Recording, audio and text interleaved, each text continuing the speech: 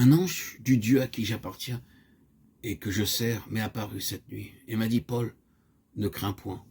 Il faut que tu comparaisses devant César, et voici Dieu t'a donné tous ceux qui naviguent avec toi. Acte 27, 23, 24. Dans Acte 27, le navire était en grand danger, et les 276 personnes du navire n'avaient aucun espoir de survivre.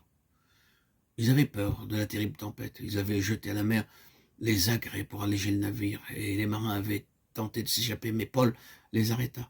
Cette nuit, Dieu avait parlé à Paul. Ne crains pas, Paul. Tu dois comparaître devant César, et voici, Dieu t'a donné tous ceux qui naviguent avec toi. Cette voix de Dieu engendra la foi. Extérieurement, il était impossible qu'il soit sauvé. Et il n'y avait pas le moindre espoir. Mais Dieu lui avait assuré que lui et les 276 personnes seraient sauvés. Paul avait bien mangé, bien dormi. Il n'avait pas peur. Il encouragea les autres à manger aussi. C'est la conscience de la présence de Dieu qui nous donne l'assurance que c'est bien la voix de Dieu que nous entendons et non pas la voix de l'homme. Nous réalisons la présence de Dieu en le louant et en lisant sa parole, alors nous entendons sa voix. Si ma foi augmente, je sais que ce n'est pas la voix de l'homme. Et à force d'expérience, nous reconnaissons plus rapidement la voix de Dieu. Si vous désirez entendre la voix de Dieu, laissez le Seigneur Jésus-Christ venir régner dans votre cœur.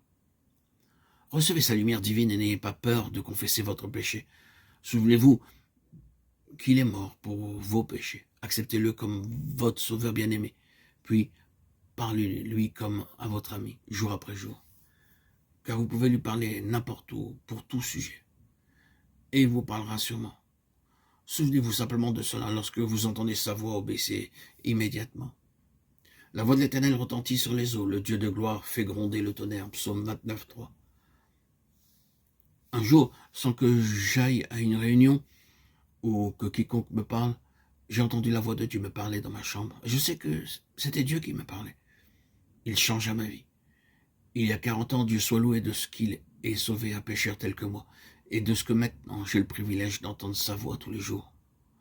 Je peux témoigner pour sa gloire qu'il répond à mes questions et résout mes problèmes, jour après jour, quelle que soit la difficulté. Ici est le témoignage de Baxing.